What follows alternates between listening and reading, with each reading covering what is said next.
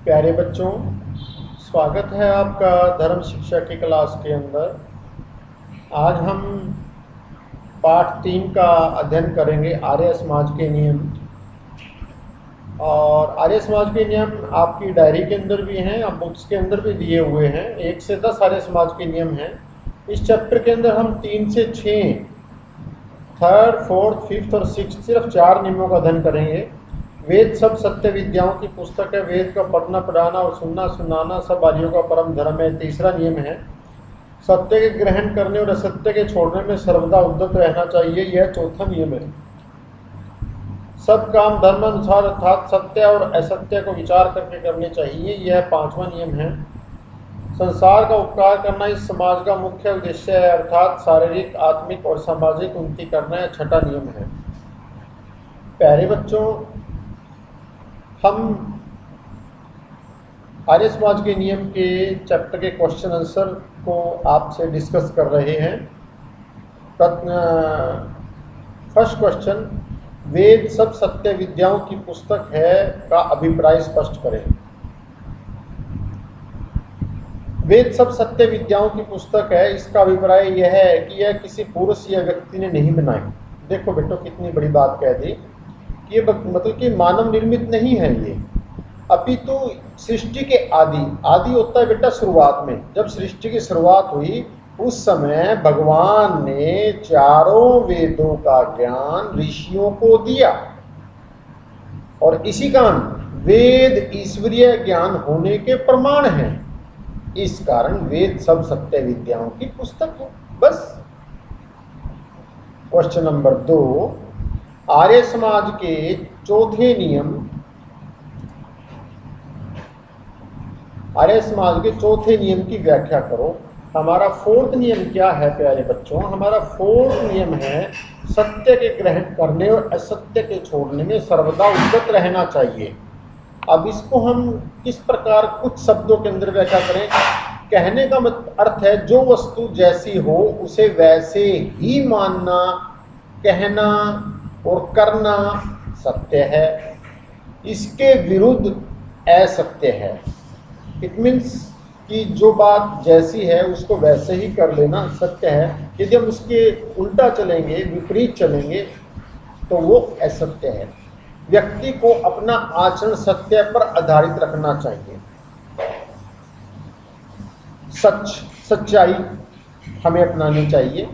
सत्य की खोज तथा उसके आचरण में सदा लगे रहना चाहिए।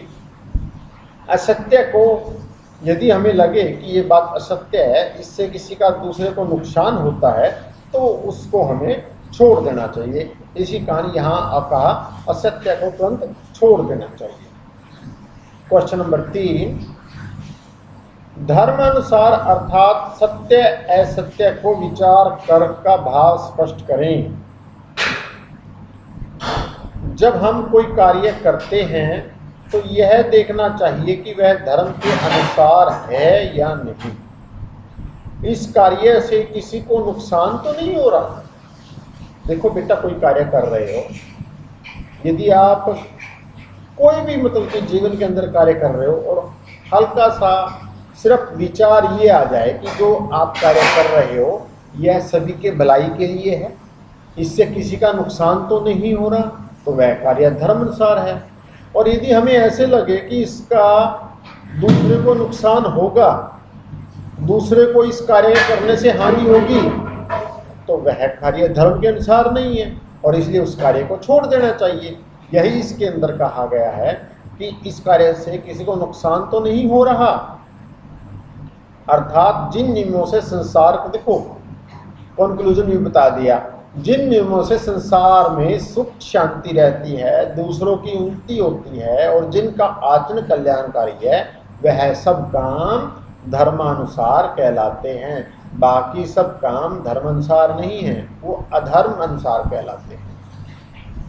अगले उसके बाद हमारा लास्ट क्वेश्चन है इसके अंदर, उन्नति कितने प्रकार की होती है? प्यारे बच्चों, जैसे चैप्टर के अंदर ये हमारा 6ठे नियम से है, संसार का उपकार करना इस समाज का मुख्य उद्देश्य है, अर्थात शारीरिक, आत्मिक और सामाजिक उन्नति करना। 3 प्रकार की उन्नति छठे नियम के अंदर बताई गई है। शारीरिक उन्नति करो, आत्मिक उन्नति करो और सामाजिक उन्नति भी करो। 3 प्रकार की उन्नति हैं, कौन कौन सी? शारीरिक उन्नति, सामाजिक उन्नति और आत्मिक उन्नति।